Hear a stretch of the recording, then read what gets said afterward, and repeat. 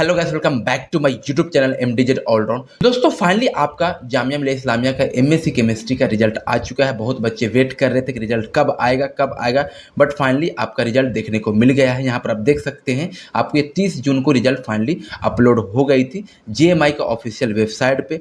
तो जिस बच्चे का फर्स्ट लिस्ट में प्रोविजनली उसका रोल नंबर या उसका सिलेक्शन हो गया है तो मेरी तरफ से कॉन्ग्रेचुलेसन। और जिस बच्चे का वेटिंग लिस्ट में उसका रोल नंबर आ रहा है तो चांसेस है कि उसकी वेटिंग लिस्ट कंफर्म हो जाएगी। तो मैं इस वीडियो के अंदर में बताने वाला हूं कि कितने नंबर तक वेटिंग लिस्ट कंफर्म होगी। और सबसे इम्पॉर्टेंट पॉइंट ये है कि जिस बच्चे का प्रोविजनली सिलेक्टेड हो गया है और जिसका फर्स्ट राउंड में या फिजिकल हो या इनऑर्गेनिक हो या ऑर्गेनिक हो या मटेरियल हो, उसके अंदर उनका रोल नंबर आ चुका है, फर्स्ट राउंड में उसका सिलेक्शन हो गया है, तो उसकी क्या क्या डॉक्यूमेंट वेरिफिकेशन के टाइम में ले जाना है और कौन सी डेट को ले जाना है और कितने टाइम पे ले जाना है, वो पूरा डिटेल वाइज में इस वीडियो के अंदर मैं बात करने वाला हूं। तो प्लीज़ वीडियो को शुरू से लेकर लास्ट तक वॉच करना, क्योंकि आपके फ़ायदे के लिए वीडियो है। अगर आप अच्छे से इसको वीडियो को वॉच करके जाओगे तो आपको कोई प्रॉब्लम नहीं होगा, ठीक है।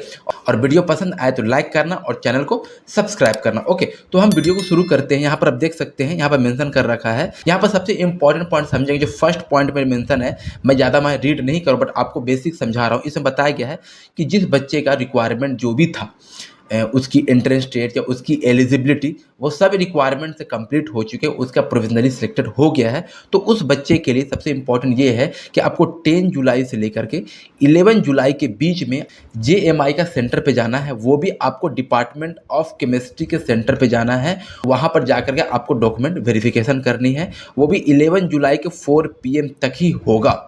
अगर आप इससे लेट होते हैं, 11 जुलाई के 4 PM से अगर आप लेट हो जाते हैं तो फिर आपको एडमिशन नहीं मिलेगी और एडमिशन आपको कैंसिल हो जाएगी। तो यहाँ पर ध्यान रखना, 10 जुलाई से लेकर के 11 जुलाई तक ही आपको उसके बीच में ही जाना। तो मैं बोलूँगा यही बात कि आप 10 जुलाई को वहाँ पर आप अटेंडेंट हो जाओ, पूरी तरह से प्रेजेंट हो जाओ और उसी दिन 10 जुलाई को ही अपना डॉक्यूमेंट वेरिफिकेशन करा लो। जो भी जहाँ से बिलोंग कर रहे हैं, जहाँ से आप इस वीडियो को देख रहे हैं, तो अपना टिकट बुक कर लो और दिल्ली आ जाओ और जामिया मिलिया इस्लामिया का सेंटर पे आके डिपार्टमेंट ऑफ केमिस्ट्री के अंदर में अपना डॉक्यूमेंट वेरिफिकेशन करा लो, ठीक है।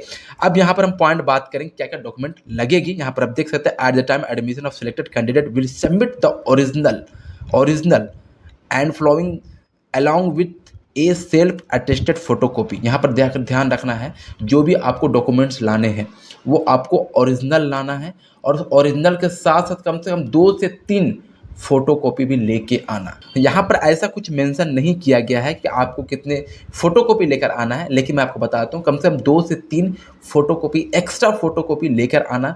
कभी कभी क्या होता है कि कुछ एक्स्ट्रा प्रॉब्लम या कोई प्रॉब्लम हो जाती है सेंटर पे, तो फिर आपको इधर दौड़ भाग करने की ज़रूरत नहीं पड़ेगी। तो आपके पास एक्स्ट्रा रहेगा तो आपका टाइम भी बचेगा और जल्दी आपका एडमिशन भी हो जाएगा, ठीक है। तो अब फर्स्ट नंबर पॉइंट में क्या इंपॉर्टेंट है, candidate should be bring download admit card. सबसे पहले आपको एडमिट कार्ड लेके जाना है। जो आपने एंट्रेंस टेस्ट दिया उसका एडमिट कार्ड ले जाना है। रजिस्ट्रेशन फॉर्म ले जाना है, जो आपने एंट्रेंस टेस्ट का फॉर्म भरा होगा, एप्लीकेशन फॉर्म जो भरा है उसका ले जाना है, ठीक है। And 2 recent passport size photograph भी लेके जाना है एट द एडमिशन टाइमिंग। जब आप एडमिशन लेने जाओगे तो वहाँ पर आपको ये चीज़ ध्यान रखना है, एडमिट कार्ड लेके जाना, जो आपने एग्जाम दिया उसका एडमिट कार्ड का फोटोकॉपी, और साथ साथ आपको रजिस्ट्रेशन फॉर्म जो आपने रजिस्ट्रेशन किया है उसका फॉर्म लेके जाना है और आपको 2 पासपोर्ट साइज फोटोग्राफ लेके जाना है, ओके। सेकंड पॉइंट में ये है कि prove the passing the qualifying examination together with A original marksheet. यहाँ पर देखो, ओरिजिनल आपको मार्कशीट ले जाना है in the according with the eligibility requirement. मतलब यहाँ पर सिंपल ये मेंशन कर रखा है कि जो बच्चे का BSc कंप्लीट हो रखा है, क्योंकि आपने MSc में एडमिशन लेना है तो आपको लास्ट क्वालिफिकेशन क्या हुआ, BSc हुआ।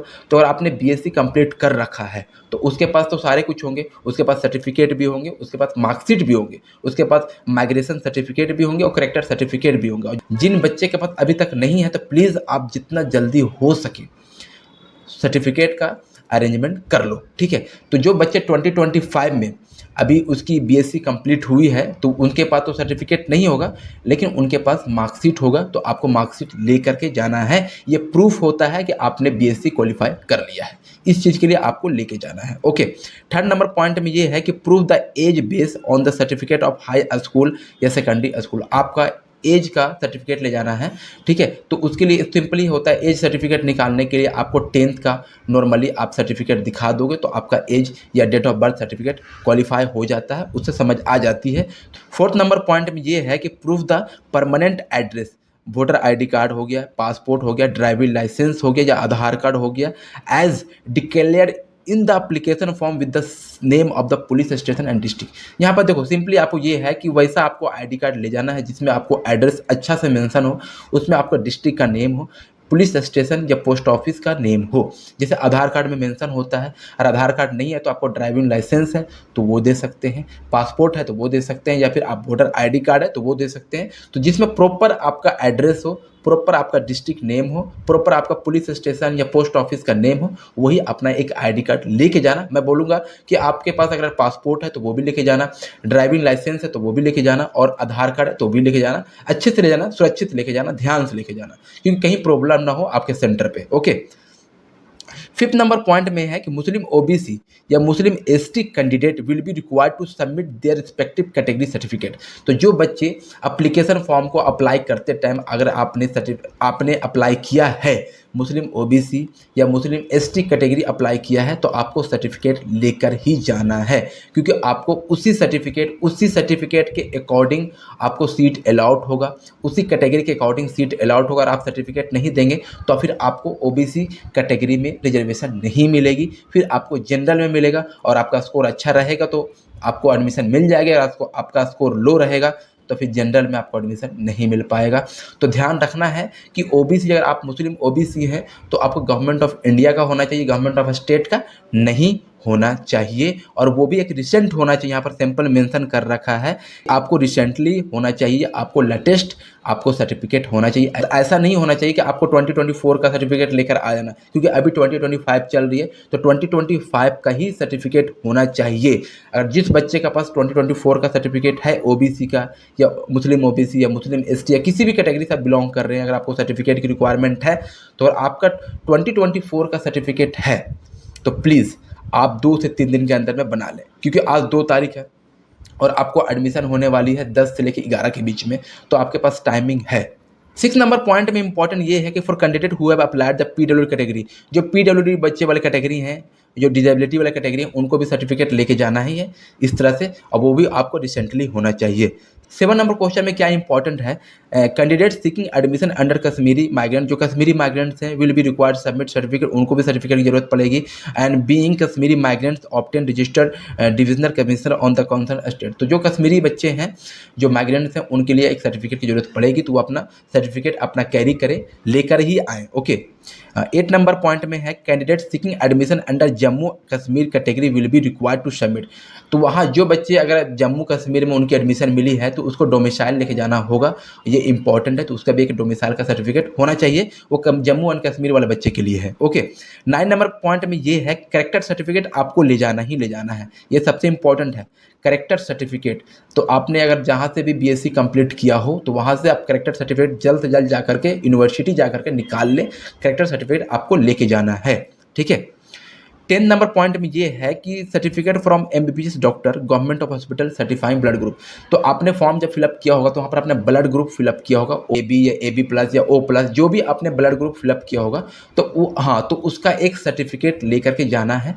जिस भी एरिया से आप बिलोंग करते हैं, जिस स्टेट से बिलोंग करते हैं या जिस डिस्ट्रिक्ट से बिलोंग करते हैं, जहाँ से आप बिलोंग करते हैं, तो अपने गवर्नमेंट हॉस्पिटल के अंदर जाओ और बोलो कि मुझे यहाँ जामिया मिल्लिया इस्लामिया के अंदर एडमिशन मिला है, मुझे एक ब्लड ग्रुप का सर्टिफिकेट बना दो। आपका एक टेस्ट लेगा, ब्लड ग्रुप का सर्टिफिकेट आपको बना देगा, तो बहुत 1 दिन के अंदर में बन जाती है। तो आप जितना जल्दी हो सके बना लो, क्योंकि आपका जो टाइमिंग है 10 जुलाई से 11 जुलाई तक है, तो जितना जल्दी इसी बीच के अंदर में आप बना लो, जिसका एडमिशन सिलेक्शन हो गया है उसके लिए इम्पॉर्टेंट है।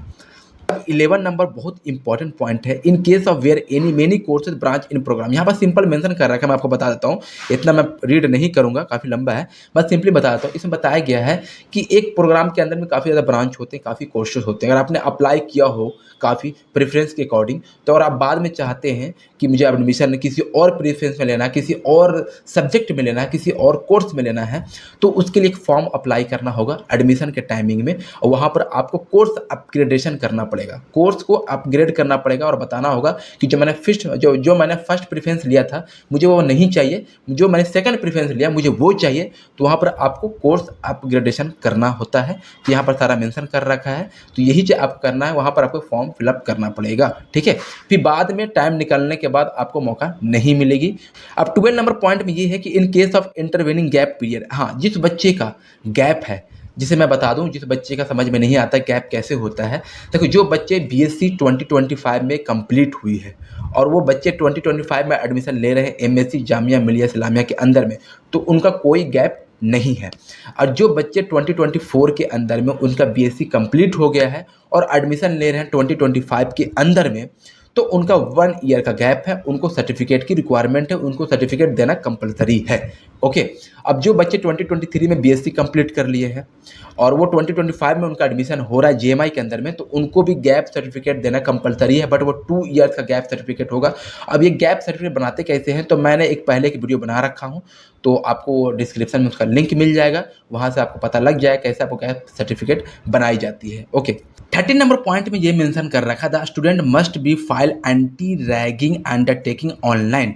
आपको एडमिशन लेते टाइम आपको एंटी रैगिंग का अंडरटेकिंग आपको देना पड़ेगा। यहाँ पर आप देख सकते हैं, ये आपको लिंक है, यहाँ से आप लिंक क्लिक करके अपना फॉर्म फिलअप कर सकते हैं, अंडरटेकिंग दे सकते हैं, एंटी रैगिंग का ये देना जरूरी होता है। 14 नंबर में जो मेंशन कर रखा है, the candidate should submit the counter file admission fee slip. आप जब एडमिशन लोगे 10 से लेके 11 जो जुलाई है उसके बीच में जब एडमिशन लोगे, तो वहाँ पर आप जब पेमेंट करोगे फर्स्ट सेमेस्टर का, तो वहाँ पर आपको एडमिशन स्लिप मिलेगा। क्या मिलेगा? एक फी स्लिप, जिसको एडमिशन स्लिप भी बोलते हैं, वो मिलेगा। वो आपको ले जाना है कहाँ? डिपार्टमेंट में ले जाना है, जो आप डिपार्टमेंट में एडमिशन ले रहे हैं। जैसे डिपार्टमेंट आप केमिस्ट्री में ले रहे हैं, तो वहाँ पर आपको डिपार्टमेंट में जाकर के सबमिट करना पड़ता है fee slip, okay. 15 number point में ये मेंशन कर रखा है कि for program whose eligibility in UG program like BSc, BA, BCom etc they must submit the required certificate etc 31 October. तो यहाँ पर आपको ध्यान ये रखना है कि जो अभी आप एडमिशन के टाइमिंग में आप डॉक्यूमेंट कोई भी मिसिंग हो जाता है, या आप डॉक्यूमेंट किसी वजह से नहीं दे पाते हैं, या फिर आप बीएससी का सर्टिफिकेट हो या फिर बीएससी का कैरेक्टर सर्टिफिकेट हो, जो भी हो आप नहीं दे पाते हैं, तो आपको 31 अक्टूबर को आपको देना पड़ेगा। उससे पहले आप 31 अक्टूबर तक आपको सबमिट करने पड़ेंगे सारे डॉक्यूमेंट्स। ये आपका टाइमिंग दे रखा है। अगर आप सबमिट 31 अक्टूबर 2025 तक आप सबमिट नहीं कर पाते हैं, तो आपको एडमिशन कैंसिल मानी जाएगी। यहाँ पर आप देख सकते हैं यही। तो आप टेंशन मत ले, अगर आपको कुछ डॉक्यूमेंट्स मिसिंग है, कुछ डॉक्यूमेंट आपके पास नहीं है, तो टेंशन मत ले। आपके पास टाइमिंग दिया गया है डॉक्यूमेंट को सबमिट करने का, 31 अक्टूबर तक लास्ट डेट आपको दे रखा है। तो यहाँ पर आप सारे डॉक्यूमेंट को अरेंजमेंट कर लेना और अच्छे से डॉक्यूमेंट को सबमिट कर लेना 31 अक्टूबर से पहले, ओके। 16 नंबर पॉइंट में यह है कि provisionally selected candidate whose fail take admission with in the stipulated period. अब ये इसमें बताया गया है कि जो आपको टाइमिंग दे रखा, मतलब 10 जुलाई से लेकर 11 जुलाई तक आपका टाइमिंग दे रखा है, और उस बीच में उस बीच में आप एडमिशन नहीं ले पाते हैं, किसी वजह से आप वहाँ सेंटर पर नहीं पहुँच पाते हैं, तो फिर आपको एडमिशन क्या होगा? कैंसिल मानी जाएगी। तो यहाँ पर आपको ध्यान रखने वाली बात है, ओके। हाँ, यहाँ पर आप देख सकते हैं कि आपको क्या कट ऑफ मिली है। ये ऑफिशियल कट ऑफ क्या आई है यहाँ पर इनऑर्गेनिक वाले बच्चे के लिए। जनरल वाले के 34.50 कट ऑफ आई है, मुस्लिम वाले बच्चे के लिए 30.25 आई है, और मुस्लिम ओबीसी एसटी 27 आई है, और मुस्लिम वुमेन का 28.75 आई है। तो बहुत कम कट ऑफ आई है, यहाँ पर आप देख सकते हैं। मटेरियल का जो कट ऑफ आई है वो जनरल का 33 आई है, और मुस्लिम का 26 आई है, और मुस्लिम ओबीसी एसटी का 24.25 आई है, और मुस्लिम वुमेन का 24.25 आई है। तो यहाँ पर आप देख सकते हैं। इस तरह से ऑर्गेनिक का है, तो ऑर्गेनिक का थोड़ा सा ज़्यादा जाती है, और यहाँ पर गई भी है 41.75 जनरल का आया है, मुस्लिम का 35.25 आया है। तो इस तरह से आप इस चीज़ को देख सकते हैं, ओके। ये कट ऑफ है आपकी। इस तरह से आपको फिजिकल वाले बच्चे का है, यहाँ पर आप देख सकते हैं ये कट ऑफ आपका है। तो अब सबसे इंपॉर्टेंट पॉइंट की बात ये है, यहाँ पर देख सकते हैं जिस बच्चे का सिलेक्शन हो गया, यहाँ पर सिलेक्टेड कैंडिडेट का रोल नंबर या रजिस्ट्रेशन नंबर यहाँ पर मेंशन कर रखा है इनऑर्गेनिक के अंदर में। तो यहाँ पर देख सकते हैं एप्लीकेशन नंबर है, रजिस्ट्रेशन नंबर है, और यहाँ प्रेफरेंस भी दे रखा है। जो आपने प्रेफरेंस दिया उसके हिसाब से है। तो यहाँ पर देख सकते हैं जनरल कैटेगरी कैटेगरी जो है जिसमें 7 बच्चे का सिलेक्शन हुआ है और मुस्लिम वाला कैटेगरी का 5 बच्चे का सिलेक्शन हुआ है और मुस्लिम ओबीसी एसटी वाला बच्चे का 2 और मुस्लिम वुमेन का 2 सिलेक्शन हुआ है। किसके अंदर में? इनऑर्गेनिक के अंदर में। ओके, यहाँ पर मटेरियल के अंदर में देख सकते हैं यहाँ पर सिलेक्शन हुआ है। तो इस तरह से आप जिसका रोल नंबर या रजिस्ट्रेशन नंबर में इसमें मैच कर रहा है उसका एडमिशन हो गया फर्स्ट राउंड के अंदर में। तो यहाँ पर देख सकते हैं। अब हम बात करने वाले हैं वेटिंग लिस्ट वाले बच्चे को। अब देखो, वेटिंग लिस्ट वाला बच्चे को बहुत कन्फ्यूजन ये है कि जिसका फर्स्ट वेटिंग लिस्ट है, सेकंड वेटिंग लिस्ट है, थर्ड वेटिंग लिस्ट है, फोर्थ वेटिंग लिस्ट है। तो यहाँ पर ध्यान रखने वाली बात ये है, तो देखो वेटिंग लिस्ट कंफर्म कैसे होती है। अब जो फर्स्ट राउंड जिसका सिलेक्शन हुआ है, अगर उसका सारे बच्चे एडमिशन ले लेंगे तो फिर उनके पास सीट बचेगी नहीं, और जब सीट बचेगी नहीं तो वेटिंग लिस्ट कंफर्म कैसे होगा? तो फिर वेटिंग लिस्ट कंफर्म नहीं होगी। और कुछ बच्चे ऐसे होते हैं जो एडमिशन उनकी हो गए बट किसी वजह से उसकी एडमिशन नहीं हो पाती है या नहीं ले पाते हैं, या हो सकता है उस बच्चे कहीं और किसी और यूनिवर्सिटी में, उससे बढ़िया यूनिवर्सिटी में एडमिशन मिल गया हो, तो फिर वहाँ पर एडमिशन अपना कैंसिल करते हैं। और जब सीट खाली होती है तो वेटिंग लिस्ट कंफर्म होता है। तो मैं बता दूं आपको कि हर साल 2 से 3 या 4 वेटिंग लिस्ट कंफर्म हो जाती है। तो जिस बच्चे का 5 वेटिंग लिस्ट में नाम आ रहा है, यहाँ पर ध्यान रखें, ये जिस बच्चे का 5 वेटिंग लिस्ट में नाम आ रहा है, जनरल हो, तो उन बच्चे को वेटिंग कन्फर्मेशन होने की चांसेस ज़्यादा हो जाती है। हाँ, बाकी अगर आपका 10 है, 9 है, तो यहाँ पर बहुत कम चांसेस है कि आपका वेटिंग कंफर्म होगा। लेकिन आप होप रखें, लास्ट राउंड तक आप वेट करें, क्योंकि चांसेस कुछ भी हो सकती है। आई होप इस वीडियो से काफ़ी ज़्यादा क्वारी आपको मिल गई होगी, जिस बच्चे कन्फ्यूजन होगी। और अभी के लिए इतना ही, मिलते हैं नेक्स्ट वीडियो में, तब तक के लिए थैंक्स।